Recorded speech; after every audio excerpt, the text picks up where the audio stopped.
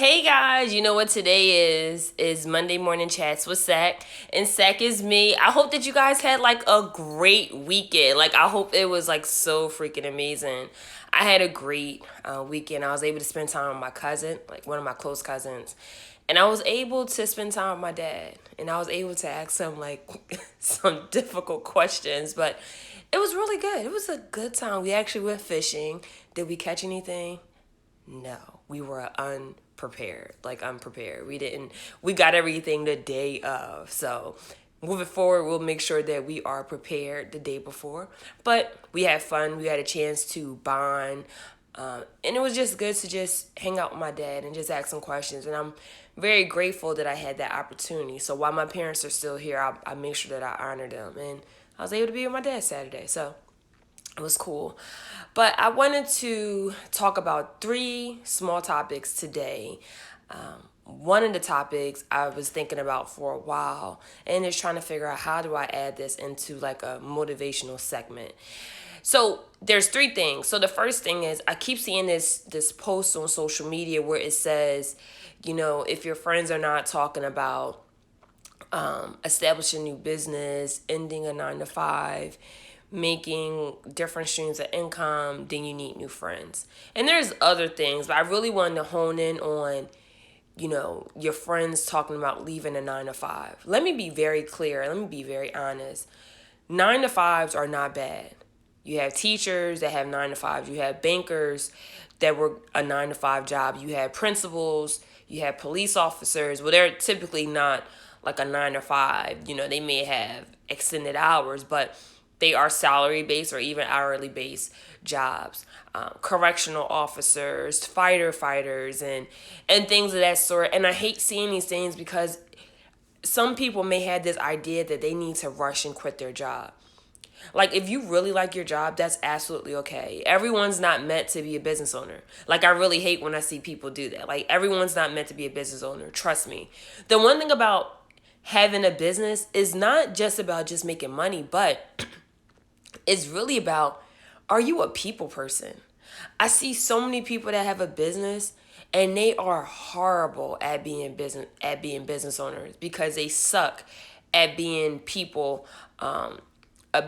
person. Like, they're horrible. Like, they don't know how to talk to people. They're disrespectful. And honestly, when it came to my business, I know about text. This is what I do. This is what I love. But honestly, how I get clients is not just on my expertise. It's the fact that clients actually like me. They actually like working with me. And I actually care about my clients. And that's what makes it. And then once we have a discussion, I'm like, oh, wow, you are knowledgeable. But it's the fact that they like me. And so if you're that person where you keep seeing these actual posts on social media and you're thinking that, hey, I have to get I have to quit my 9 to 5 to have a business. No, you don't have to. I do believe in having different streams of income. You don't have to do that right away, but you can have maybe passive income. You can have stock that's going to help build your money and let it work for you. That's called passive income. But you don't have to quit your 9 to 5 to listen to what social media says. And honestly, I think social media hype up being an entrepreneur. They just think it's so easy beyond, but honestly, it is hard. I am not a full-time entrepreneur. I do work, but having a business in itself, it is a lot of work. So please do not allow these social media posts to hype you up and make it seem like having a business, it is cool, but it's a lot of work and it's not meant for everybody. So if you want to have a business, that is great. If you don't, that is also great. Some people talk the talk, but they can't walk the walk. So it's one thing to talk about, well, I want to have a business, but it's another thing when you talk about it and you don't move forward. So if that's you see these posts about social media, don't get discouraged. Like, you're okay at your 9 to 5. Like, you're absolutely okay. However, I will challenge you. If you are at a 9 to 5 job and you realize like you're not being challenged, you need to ask yourself, why am I still here? The one thing about me with businesses or different jobs is that I like to learn. I like to be challenged. I don't like easy stuff. When I'm at a job, give me the hardest task. I don't care if you give me any direction. I'm going to figure it out myself. That's how I learn and that's how I grow. So if you're at a 9 to 5 job, you need to ask yourself, am I growing? The worst thing that you could do is be in a position for 5 years and 10 years and you haven't really mastered any skill. So I challenge you for that. If you have that 9 to 5, you're challenged. The one thing about being a business owner is that you learn something every day. Like there's always something new to learn. I've learned how to handle clients differently, learning how to be more stern, how to run a business.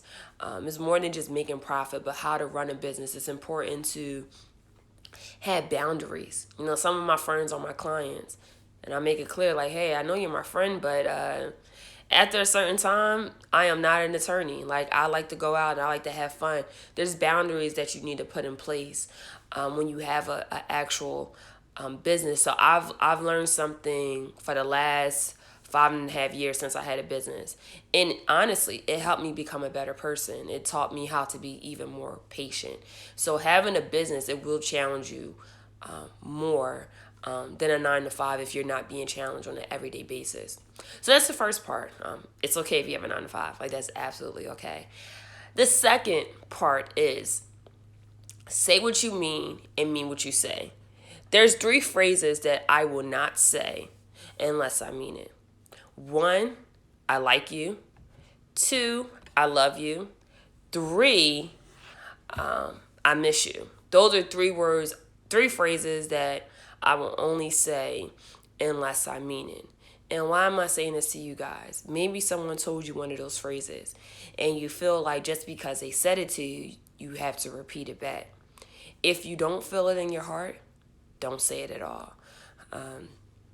I don't care if it's over a text message. I don't care if it's over the phone. You could just say, hey, I appreciate you. I appreciate the words of endearment. I appreciate what you said to me. However, I'm just not comfortable saying it right now. I'm not at the place to say it. And if I do say it, it's not going to have any meaning. So, I like you, I miss you, and I love you.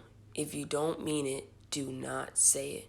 You don't want to hurt the other person's feelings, but at the same time, you don't want them feeling something that it's not there. So make sure that if you're going to say those 3 phrases to anybody, it could be a family member, it could be a friend, it could be someone that you're intimate with, whatever the case may be. If you don't mean it, don't say it. Don't say it. Lastly, I want to talk about, like, what is your dopeness? Like, what makes you a dope person? Like, what is it about you that makes you so dope? I think sometimes we forget about our dopeness, and it's sad that we have social media that some people use it to define who they are, and they look at other people posts and have this idea that just because they're not doing what other people are doing, they're not as dope. But I'm here to tell you that I think you are amazing. I think you are great. So what is your dopeness? Like, what makes you dope? What makes you amazing person? Like, what is it? Have you tapped into it yet? If not, like, what are you going to do to tap into that? Like, what are you going to do to tap into your dopeness? Like, what is that? Like, what makes you dope? I could tell you what makes me dope. One, what makes me dope, like my dopeness, is that forgiveness. I've learned to forgive even when I don't want to. Like, I could say, God, I can't stand this person. Like I really can't stand this person. But when I forgive, it's not for the other person, it's for me. And I've learned that in the past when I didn't forgive somebody, I had this small piece of bitterness in my heart, and it didn't feel good. It was like having this bad taste in your mouth that did not go away. I never forget when I got my heart broke. I was 20 years old. I was in college, and this person like hurt me really bad. This was like my first love, you want to call it. And I was hurt. I was hurt by the lies, just the deceit, just everything. And once I just told him, like, hey, I hate you and I don't want to be bothered. And once I told him all those things, I like changed my number. Like, I just went into like a different path. I was going to my junior year in college. And once I changed my number, it was just like new me, new number, who's this? Started to lose weight. I lost about like 15 pounds. And during that time, I just didn't care about anybody else except school. Like I had tunnel vision. And my tunnel vision was focused on school, and that was it. And when it came to him, I just was like, you know what, I can't stand him. And any person that came my way, I just didn't care. And it wasn't that I didn't care about the person, I was just hurt. I was just really, really hurt. And it took me like 3 years to get over that.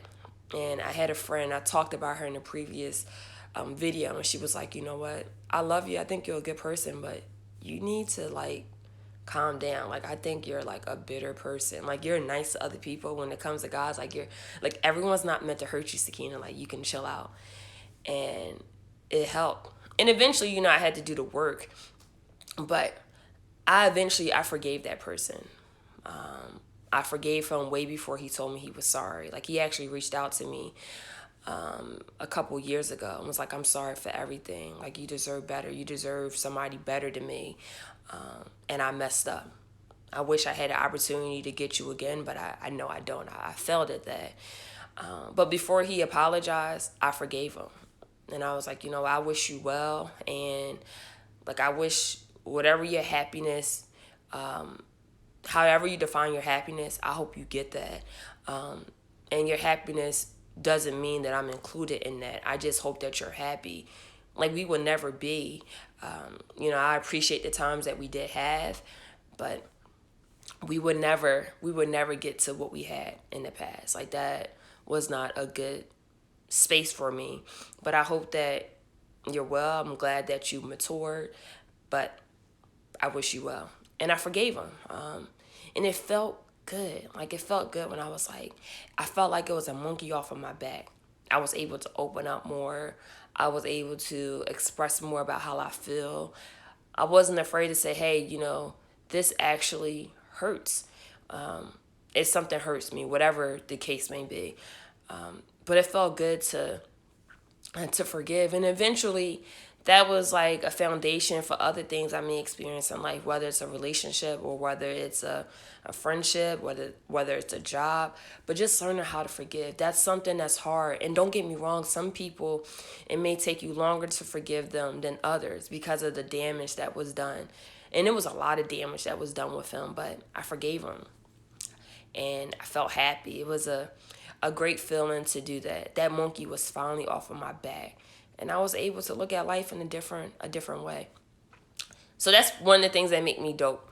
Another thing that makes me dope is that I believe in breaking generational curses. One thing about me, I'm very family oriented, like very family oriented. I'm that cousin that's like the plug. I like to bring people together. If it's a birthday, I like to host a birthday party for my cousins. If it's a family reunion, I plan family reunions. Prior to planning family reunions, I always do like Google searches on my family or Ancestry and knowing my family. I think, I could sit here and tell you about my accolades and, the time that I got this award and that award. But the one thing I'm most proud of is I was able to say I planned a family reunion and I done 4 of them. And I know my family. I'm pretty sure there's more things I need to find out, but I know a lot about them. And that made me, anything I was probably lacking, it fulfilled those spaces. Because I was able to know like where I come from. And one of the biggest things, I read a lot of articles about communication and like family dynamics and like therapy tools, is that the things that we do, there are learned behaviors. So I wanted to understand why the marriages failed in my family, and I wanted to understand why was there like outside children in some families, maybe my cousin and his wife, how come he has like 3 different baby moms, or 3 different mothers for his children. Or maybe I wanted to understand like my grandfather, my father's father, has over 20 kids. Like, trying to understand those things and understand like how my grandfather was raised. Like, those things. Why was it people in my family that were alcoholics. What made some of my family members go to drugs. If you know some things about me, I'll share this with you. Growing up, I was exposed to a lot of things. Most of my family members were substance abusers, and at an early age, I made a decision to say I'm never going to use drugs. So I never smoked weed before. I could be in a room with five people that are lighting up blunts, and I would not smoke anything. I won't feel the need to. And there's no judgment. I just knew that because I was exposed to that, and I see what a substance abuse can do to someone, I always made a decision that I would never do it. And so at 33 years old, I never did drugs. I drank alcohol. That's probably like a worse drug, but I never got to the point where I became addicted because I was able to see that as a young child, and I just made a decision that hey, I don't want to do it. That's just not for me. If you do it, by all means, do what you do. But that's the reason, and that's why like my close friends, if we're somewhere and people are smoking and they see someone else, ask me, hey, you want to smoke? They'll tell me like, hey, don't ask her that. That's because they know me, and that's why I love my friends, because if they really know me, they know why. So that another thing is, I'm confident in my workplace. I'm confident who I am as a person, and it took me some time to get there. One of the things in my workplace is that I'm afraid to say no. I'm afraid to say, hey, you're wrong. I'm afraid to say, hey, I don't like how I'm being treated. Hey, I'm not afraid to say, I want more money. This is what I want to get paid, and here's why. I think a lot of times when people are at jobs, they are quiet, especially like the black young girl at the job. Like, we're quiet. I remember being that black girl where I was the only black girl. I was the only black girl, only black attorney at a firm, and I was afraid to express myself because I thought my white counterparts had it all together. And they would give out wrong information to clients, and I knew the right answer, and I just sat there and I was just quiet because of this idea that, hey, what if I was wrong? And I got to the point and I tapped into my dopeness. I'm like, no, I'm right. And if I'm wrong, I will admit that. But if I'm right, I'm going to speak up. I'm going to speak my truth. And I got to the point where if I'm at a firm and I'm the only black girl, you're going to hear this black girl. I'm not afraid to express how I feel. I'm not afraid to do what's right. When you're in the corporate world, you'll see things that are just not right at all. And sometimes it's easy to like turn your face, turn the cheek, and just say, hey, I'm going to act like I don't see it. But for me, in this place, in this space in my life, I'm not afraid to say, hey, that's wrong. Like, I don't like this. True story, at a previous firm that I worked at, was a big firm. I noticed that they would hire interns, and they would hire interns in the fall or the spring or even the summer. And I never forget, it was a young black lady that was hired. She was a high school student. And I'm not from Baltimore, so I don't know like a lot of the schools. I know about like some of them, like Poly and Western. That's like the main schools I hear about. I just found out where Poly was at like a few months ago. Like, never knew where it's at. And I just found out where Western is at. Apparently they're like near each other. But I'm not from here, so I don't know all the high schools here. I'm from Philadelphia, so I know all the high schools there, but not here. And I was talking to the young lady, and I was like, hey, what school do you go to? Like, where are you from? And she was from like, she went to like a private school, and she was, she lived in a really nice neighborhood. And I was like, nice neighborhood, nice school, big firm. Okay, so one, you had to meet a diversity requirement. I got it. So you easy want to say, I met a diversity requirement. I hired a black girl. But I thought about other things and it was like, well, you hired a black girl. She goes to a good school. But what about the students that go to like Western or maybe Poly or any of the other local schools? What about some of the kids that live in West Baltimore? Or what about the kids that live in like the bad areas? Like, have you ever considered them? And I made a comment to our admin, like, don't put them to the side. Like, They're the underdogs. Like, you should hire them. We need to hire them. Just because they don't have enough money to go to a private school, that doesn't make them less of a person. They're actually sharp kids. But if you would have had me in the same position 5 years ago, I probably would never say anything. So I made a comment like, hey, that's cool that you guys got a black girl, but that's just not enough for me. And I said that because I went to a vocational school, and it was for smart kids. But then I had friends that went to Martin Luther King High School, that went to Fells High School, and they wasn't, vocational schools, but it was some talented people there. My friends were talented. So it's like you're overlooking talent because of where they're from. And I was easily pissed. And I was like, we need to make some changes. I was like, who do I need to talk to? Do I need to talk to a national partner? Do you need to schedule me an appointment? Because I would do that. So I did that. So I'm not afraid to like speak up. I'm not afraid to admit when I'm wrong. If I did an assignment, I'm like, hey, I really like messed this up. What can I do to fix it? I'm not afraid to say that. Like, I'm not afraid to say, hey, I messed up on this. I'm not afraid to help somebody. Like, just because I help you, that doesn't mean that it's taken away from me. If you have the same business as me, I'm not afraid to tell you, hey, these are all the mistakes that I made when I first had my business. If we work at the same job, I'm not afraid to stay an hour later and say, hey, let me show you how it's done. I don't want anything in return. You don't have to do anything for me. How you repay me is by helping somebody else. That's how you repay me. Another thing is being confident as a woman. Like, it feels good to get up and get dressed. You are, when you walk out the door, you represent something. And so you have to ask yourself, what am I representing? Like, there's times where I may not have my hair done. Well, that's because maybe I'm going to the gym or whatnot. But just looking like busted, or for other terms, my sorority sister would say a ham. And that stands for a hot ass mess. I don't want that. I represent something.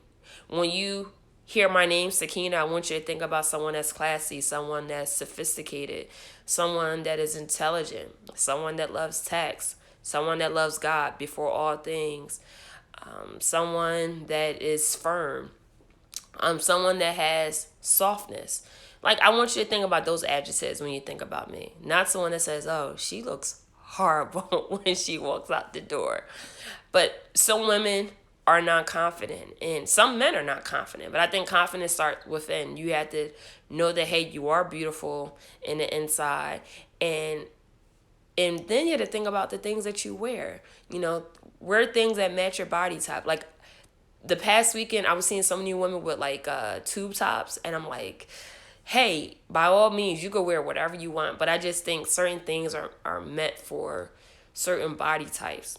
Like, it's cool that you want to wear that, but hey, I think that maybe you should like keep that hung up in the closet, like keep that away. But it's all about like, how do you feel when you walk out the door? Like, what are the clothes that you have on?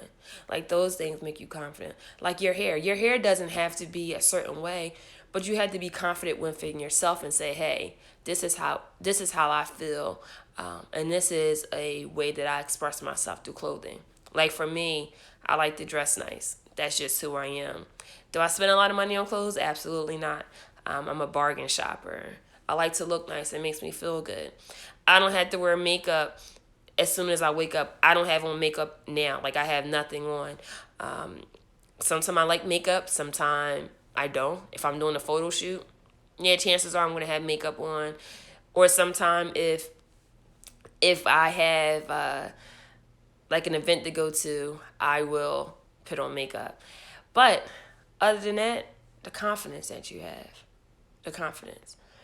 And lastly, what makes me dope is my ability to hold myself accountable.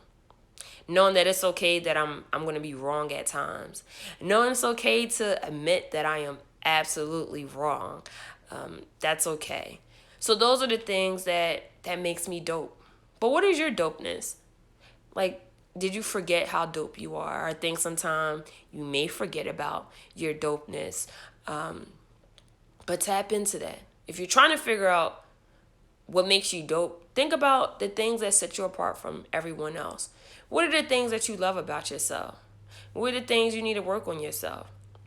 When you're dope, it doesn't mean that everything is great. You know that there's great things, but you also know there's things that you need to improve on. So you're dope. Never forget that. Like, say it out loud. I am so freaking dope. You are. You have what it takes to accomplish anything that you put your mind to. Never forget how amazing you are. Just because you have a bad day, it doesn't mean that you're going to have a bad week. We all have bad days. I'm a happy person, but sometimes I get sad. I'm human. But I don't stay in that emotion for a very long time.